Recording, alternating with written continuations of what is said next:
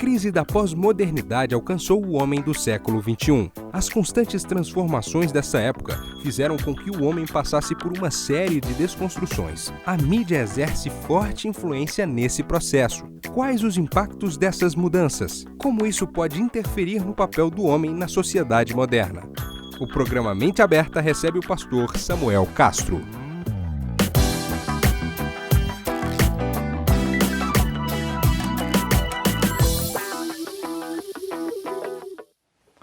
Estamos aqui com mais um programa Mente Aberta da Rede Super. Eu sou Cássio Miranda e recebo hoje para conversar o pastor Samuel Castro, pastor da Lagoinha, Juiz de Fora. Vamos conversar sobre masculinidade. Seja bem-vindo, viu, pastor Samuel? Obrigado, pastor Cássio. É um prazer estar aqui no Mente Aberta. Eu acredito que a gente vai poder bater um bom papo. Essa conversa, inclusive, deixa eu deixar claro aqui, já entregando, né? Saiu de um papo às 1 ou 2 da manhã, estava hospedado, né? Muito bem hospedado, inclusive um beijo para Fernanda, a esposa do pastor Samuel, para Tereza, a sogra dele, para Alice, filhona, né? Estavam conversando e o pastor Samuel comentou sobre essa questão da desconstrução da figura masculina pela mídia. Eu falei, pastor, não, nós temos que conversar isso no Mente Aberta. Você tem que explicar para mim como é que você tem percebido isso. Sim. Né? Essa desconstrução, como é que você tem percebido isso? Quando isso começou a te incomodar? Bom, antes de tudo é uma conversa de colega, né, historiador. Então é necessário para poder até falar do assunto, a gente fazer uma breve retrospectiva, assim, histórica. A gente tem ali na década de 60, se estendendo também pela década de 70 do século passado, os movimentos sociais. A década de 60 especificamente ficou muito conhecida por todas essas revoltas sociais que aconteceram. E dentre esses movimentos, chama muito a atenção, que é o movimento feminista. Isso, né? Queimar sutiã e essas coisas. Exatamente, aquela coisa começa na França. Aliás, a França foi palco ao longo da história de muita coisa legal, interessante, que mudou o mundo como nós conhecemos.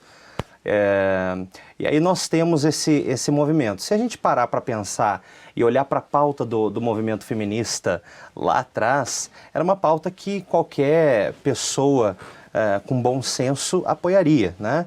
O sufrágio, a questão do voto, a questão de igualar os direitos. Sim. E aquela coisa toda. A gente sabe remuneração que... igual. Exato. E é uma coisa que o nosso país até hoje sofre com isso. E aí nasce ali o movimento feminista.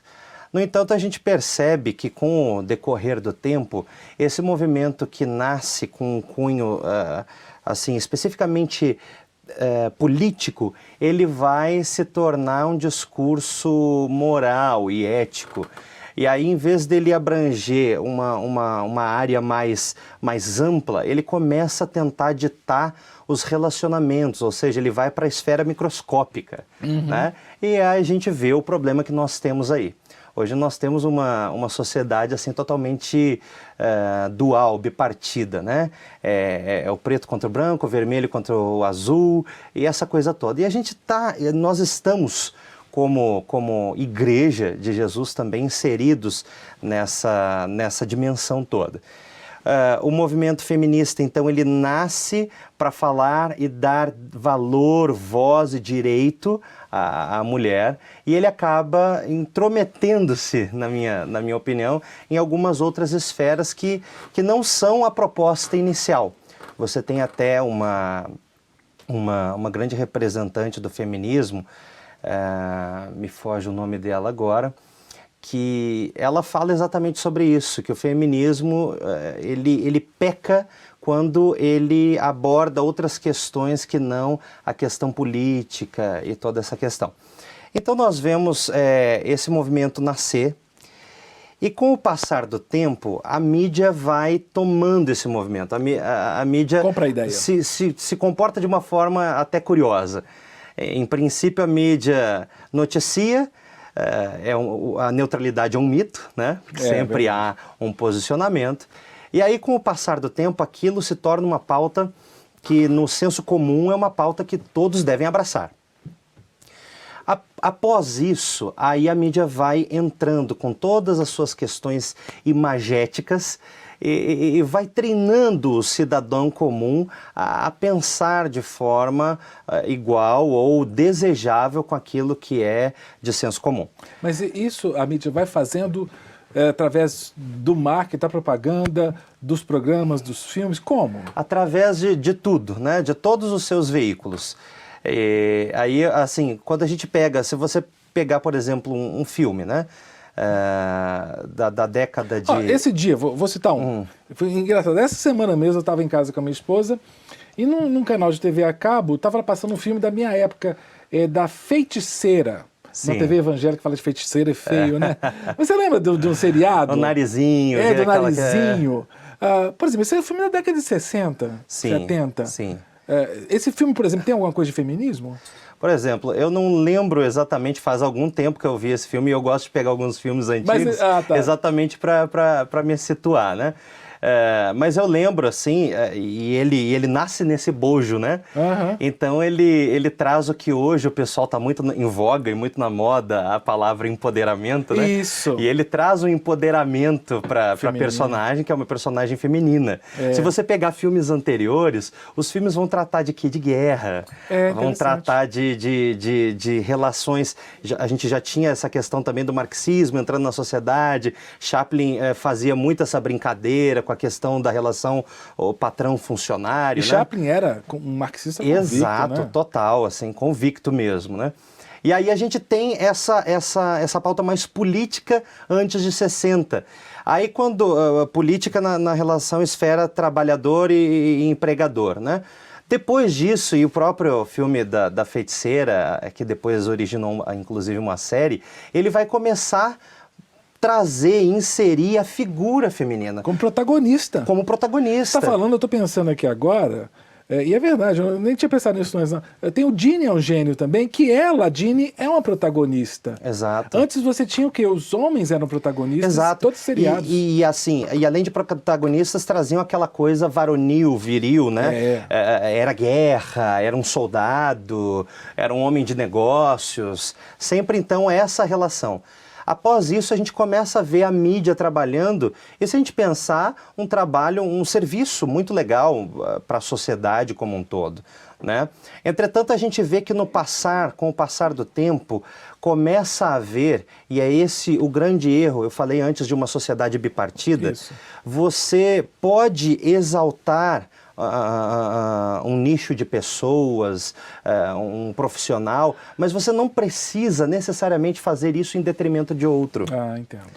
E o movimento, por exemplo, feminista atual, na minha opinião, peca, é que você exalta a figura feminina em detrimento de destruir a figura masculina.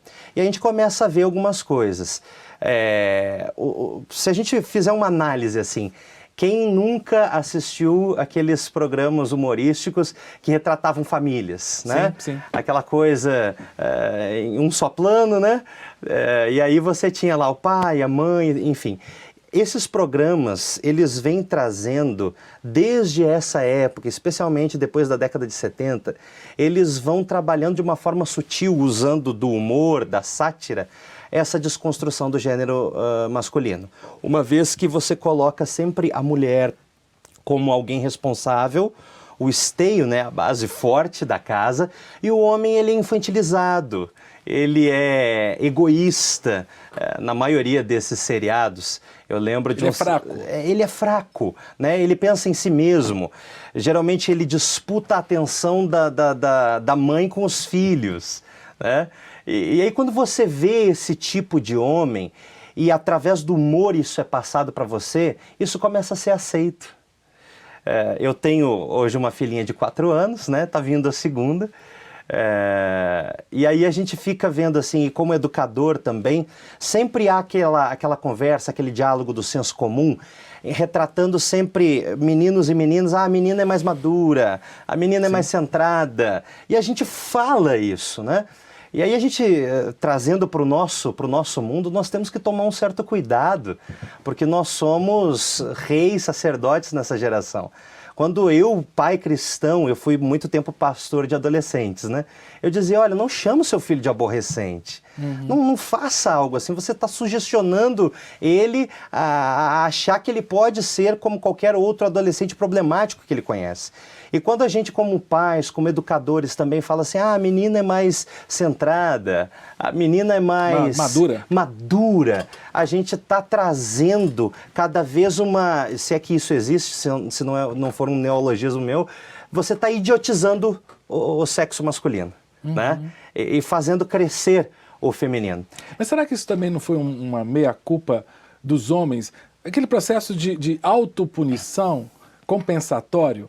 Porque olhar para trás e dizer, nossa, a mulher foi tão machucada no passado aí, e o homem começa a se idiotizar para tentar, com essa auto-idiotização, valorizar a mulher. Faz o que a mídia está propondo. Eu acho que hoje a gente tem isso. Mas a época que a gente começa a analisar, lá desde a década de 60, 70, eu acho que não. Foi uma coisa que foi acontecendo natural e com auxílio dessa mídia.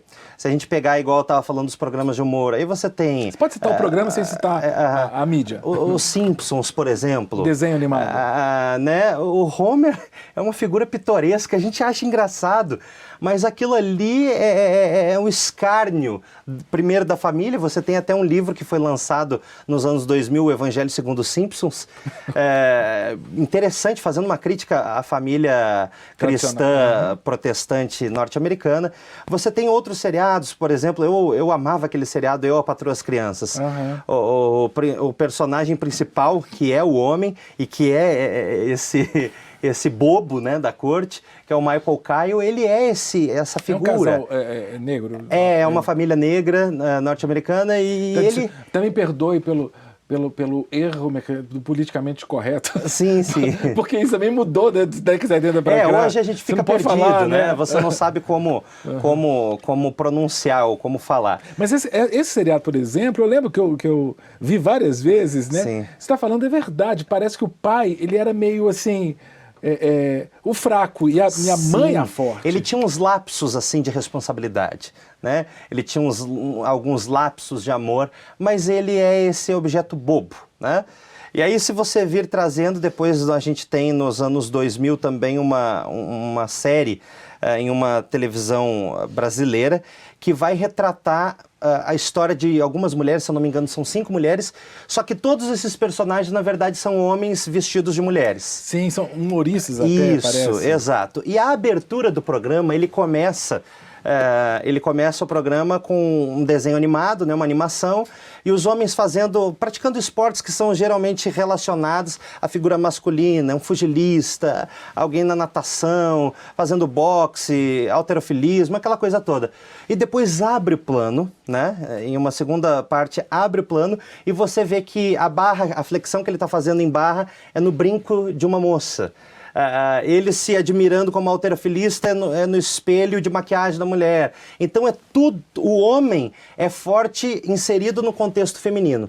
E no final, no terceiro plano, aparece a imagem clássica de um homem, né, de negócios, com uma gravatinha, ajeitando a gravatinha, uma pasta, e aí a vinheta com o nome do próprio programa vem e despenca em cima da cabeça dele, e acaba com o camarada. Então, essa ideia sendo trazida de forma bem explícita, né? O feminino vence sobre o masculino. Eu quero ver como é que a gente faz para se virar com isso, estando dentro de um contexto cristão. Você vai me explicar isso?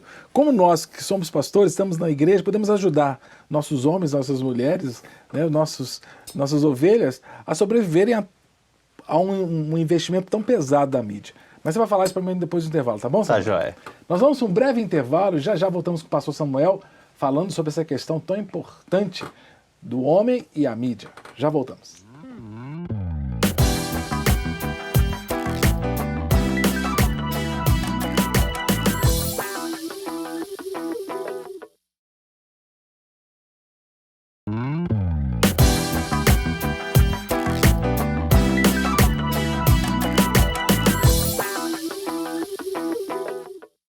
Estamos de volta com o nosso programa Mente Aberta, conversando com o pastor Samuel Castro, pastor da Igreja Batista da Lagoinha, lá em Juiz de Fora, conversando sobre masculinidade, a ameaça da mídia a essa masculinidade e as implicações disso na vida cristã, nós como cristãos, como é que a gente faz, pastor Samuel? Eu fico ouvindo isso, eu não vou proibir meus membros ou minhas ovelhas, né, de verem TV. O caminho é esse, para de ver TV, para de... Aí a gente está falando de mídia, mas não é só a TV, né? É tudo, né? É tudo, né? Como é que faz? Eu acho que a gente deve evitar sempre essa postura, como é que eu vou dizer, autoritária, né? A autoridade, ela é instituída por Deus, e a autoridade é diferente de autoritarismo, né? E até retomando o raciocínio do primeiro bloco, eu falei, né, a pauta feminista lá dos anos 60, qualquer pessoa, até hoje, que ouvisse, que lesse, né, as reivindicações, falaria, não, obviamente, razoáveis, têm que ser apoiadas, dignas de serem apoiadas, né? O problema é que a gente entra na pós-modernidade, né? Bauman vai definir a pós-modernidade, por exemplo, como uma estrutura líquida, né? Em que você não tem forma, né? Tem um filósofo francês que vai até dar o nome à época que nós vivemos depois da pós-modernidade, que é a hipermodernidade. Então a gente tem assim, o que é hoje, amanhã não necessariamente será, né? E aí nesse sentido a gente começa a ver a mídia trabalhando em prol disso. Essa desconstrução do masculino vem por causa dessa confusão do que o feminismo provoca. Tem um filósofo contemporâneo brasileiro, que é o Cortella, que outro dia eu vi uma palestra dele em que ele dizia assim, olha, machismo não seria o similar, o sinônimo de feminismo, né? Porque o oposto, né? Não seria, porque o feminismo é a luta pelo direito da mulher, e o machismo é uma coisa tosca, torpe, né? E de fato, entretanto, a gente vê que para defendermos, né, e a gente tem hoje as questões de violência contra a mulher, a Lei Maria da Penha, tudo isso a gente precisa de fato apoiar, combater, né? Embora eu não acredite naquele termo que o pessoal também tem cunhado se dirigindo a essas questões, falando de uma cultura do estupro, eu acho que isso já é a exacerbação, é o exagero da ideologia, né? Você tem então uma situação que, para melhorar a qualidade de vida, a dignidade humana de um tipo de pessoas, de um grupo de pessoas, você rebenta com o outro. Então, respondendo a pergunta do senhor, pastor, eu não acredito que nós devemos proibir quem quer que seja de fazer qualquer coisa. Entretanto, a gente tem um bom senso, né? A gente precisa ter bom senso. É tão interessante essa questão. Eu escrevi há um tempo atrás um artigo intitulado Power, o botão que liga e desliga, né? E muitas vezes, nessa geração, nessa pós-modernidade, essa vida corrida que a gente leva, muitas vezes a gente está pecando com os nossos filhos. O filho fica ali à mercê de toda a tecnologia, por quê? Porque quando o filho está assistindo a um vídeo no smartphone, assistindo YouTube, os pais estão tranquilos e não precisam dar atenção para aquela criança. Ele não está me incomodando. Não está me incomodando, né? E ali você a mídia está bombardeando, né? O que acontece? Por exemplo, falando da questão da desconstrução da masculinidade, você não precisa taxar tudo de machismo. É aí que entra, porque quando você tem, por conta do politicamente correto, um fantasma do machismo, você fica medindo o que você vai falar. Como nós brincamos, né? Era um seriado que retratava uma família negra, mas será que pode falar dessa forma? Falar afrodescendente. Né? Então, por exemplo, tem questões biológicas que são concernentes à sexualidade, ao sexo masculino. Ao XY. Né? Exatamente, a esse par de cromossomos.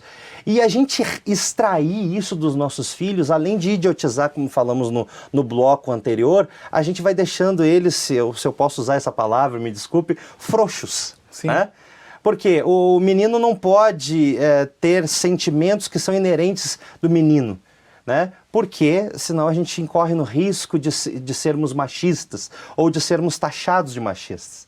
E aí hoje em dia, até aquela defensora do feminismo que eu citei antes, eu li uma matéria dela falando assim, eu tenho problema, ela é homossexual, né? Ela falou assim, eu tenho problemas, as minhas amigas heterossexuais e também feministas têm problemas hoje para se relacionarem. Por quê? Porque elas querem que o homem pense como mulher, seja sensível como mulher, tenha tudo, mas quer que seja hétero, né? Então você tem uma sociedade tão liquefeita, quando você tem a pós-modernidade destruindo os valores que nos embasaram e que nos trouxeram até aqui, a gente cria essa grande confusão. Bauman vai falar disso, né? Vai falar do medo que por conta de uma sociedade líquida, ele acaba gerando nas pessoas, e ele retrata essa questão também do masculino. Os homens hoje têm medo de chegar nas mulheres, né? Porque, por exemplo, hoje fazer um elogio, pagar a conta do cinema ou do jantar pode ser taxado de machista, né? E aí você tem desde a infância aquele menino sendo tratado para se considerar menor, menos maduro, menos eficiente que a menina. Aquele garotinho cresce e ele também é treinado a não mais fazer coisas que eram consideradas próprias dele. E aí você tem seres que são para estar juntos, homem e mulher, trazendo para o nosso meio, né, para a nossa interpretação, que não conseguem mais porque se gerou um abismo social.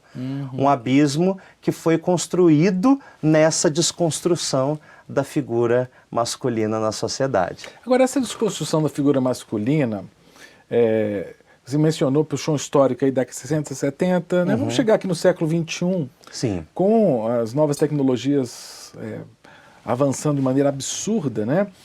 Então a gente tem aí as redes sociais divulgando muitas informações e me parece que também esse avanço midiático para as redes sociais trouxe para o smartphone, para cada indivíduo, um acesso a informações do mundo inteiro. E recentemente, uma campanha começou, foi até na França, eu lembro que a Catherine Deneuve foi uma das protagonistas, favoráveis a que as mulheres sejam cortejadas pelos homens. Porque houve uma campanha contrária. Sim, sim. Dizendo assim, não, que o homem que mexe com a mulher, ou que corteja, eu não estou falando da cantada baixa. Não, aquela coisa horrorosa, né? Não é isso. Que de fato deve ser combatida, né? Isso tem. Porque você é baixo nível. Eu tenho 2 filhas, tenho uma esposa, tenho irmã, tenho mãe. Tá vendo a minha segunda aí. Tá vendo, a sua segunda filha. Não, eu não estou falando de baixaria, mas estou falando do olhar, né? Porque, e eu lembro que esse grupo de francesas e algumas outras foram enxovalhados pela mídia quando elas disseram assim, nós temos o direito de sermos cortejadas. Exato. Né? E isso é um perigo, né, pastor Samuel? É um perigo e retrata também a nossa sociedade pós-moderna ou hipermoderna, como até o francês lá sugeriu. Porque você, assim, é muito pouco tempo, se a gente for colocar em níveis históricos, né? Você não tem a diferença de uma geração para outra para uma quebra de paradigma, né? Gente, eu achei um absurdo, eu não sei nem em que contexto foi, porque a gente está tão bombardeado de informação, né? Mas se falando assim, não chame a sua filha de princesa. Eu lembro disso. Aí eu falei assim, Jesus... Eu chamo, em primeira instância, na minha visão, eu chamo minha filha do apelido carinhoso que eu quiser dar a ela. Sim. Né? Eu acho que a mídia não deveria tentar impor isso. Mas, enfim, a gente não está aqui para discutir esses juízos de valor. Agora, em menos de uma geração você tem isso. E você tem pessoas pensando, peraí, se a gente acabar com essa coisa mínima do homem poder fazer um elogio, ou poder se relacionar, a gente vai ter um grande problema em longo prazo, né? Até contando um testemunho assim bem rápido, a minha esposa e eu, né, os dois, eu era pastor voluntário na Igreja Batista Lagoinha, acabado de sair do seminário, ela também trabalhava voluntariamente na igreja, e aquela coisa, solteiros, né, tava ali, e como que às vezes a gente traz isso e acaba adentrando a esfera cristã, a esfera das nossas igrejas, a esfera eclesiástica, e os homens também hoje têm medo das mulheres, os meninos, os rapazes solteiros têm medo das moças. Então, assim, eu e a minha esposa éramos amigos, já tinha mais ou menos, amigos há mais ou menos um ano. E aí, de repente, pintou o sentimento e eu falei assim, eu vou falar para ela o que eu estou sentindo. E tão logo aconteceu, eu lembro de ter cortejado ela umas 2, 3 semanas e eu expus, né? E uma das coisas que ela falou na época, ela diz até hoje, é que o que a conquistou né, foi a questão de eu ter sido direto. Olha que interessante. Porque ela sentia essa falta dos rapazes, às vezes. E isso é uma questão social, cultural. Gera uma insegurança tão grande nos rapazes. E se eu confundir? Se você confundiu, meu irmão e meu amigo, não vai ser o primeiro fora da sua vida, muito provavelmente. Tomar nem um o toco último. tá na vida, tá no currículo de todo mundo tomar um toco. Então, assim, essa esfacelação do caráter gera uma insegurança tão grande no sexo masculino que a gente tem que pensar como que isso vai ser em 100 anos. E eu fico preocupado com a igreja hoje, né, pastor Samuel? Porque também dentro da igreja eu tenho visto que há uma desconstrução também da figura masculina. Eu vejo muitos homens, muito diferentes o padrão de masculinidade sobretudo, inclusive de pessoas que estão à frente das igrejas, homens com comportamentos que socialmente são femininos, né? Exatamente, porque o politicamente correto entrou e nos trouxe essa ideia de que se eu não for dessa forma, eu sou retrógrado, arrogante. Nós apenas devemos nos lembrar que o Evangelho de Cristo ele continua imutável. É certo que o Evangelho de Cristo ele não adentra ou não tem a proposta de mudar a nossa cultura, mas ele tem a proposta de permear os nossos relacionamentos e moldar a nossa personalidade à estatura do varão perfeito. E aí o que eu falo, você pode ter a ideologia que você quiser, mas eu sempre digo isso nas minhas pregações. Quem quer que use do Evangelho de Cristo, né, para tentar apoiar discursos político-partidários ou ideológicos, está diminuindo a fé cristã. E a gente tem que tomar muito cuidado nesse sentido. Reduzir a fé a isso é muito pouco, né? A gente peca contra o Senhor, contra o Evangelho. O Evangelho, e aí eu gostaria até de encerrar a minha fala dizendo o que eu sempre digo. O Evangelho não é de direita, como querem alguns. O Evangelho também não é de esquerda, como querem outros. O Evangelho é do alto. Amém. Ele vem do Pai das luzes, em quem não há sombra de variação ou mudança. E é esse Evangelho que nós seguimos, e é nele que embasamos a nossa vida, os nossos comportamentos e os nossos relacionamentos. Então, homens, sejam homens, mulheres, sejam mulheres, não vamos permitir que haja uma desconstrução. Agradeço demais, pastor Samuel, ter vindo de Juiz de Fora dar essa entrevista aqui. Muito obrigado. Eu que agradeço. Já foi sabe muito que bom. Temos mais pauta aí para frente, Com né? certeza. Pode furar com a gente não, Samuel. Obrigado, querido. Muito obrigado também a você por ter participado. Tenho certeza que você gostou. Foi muito legal esse papo com o pastor Samuel. Que Deus te abençoe e te guarde. Te espero nos próximos programas Mente Aberta. Até lá.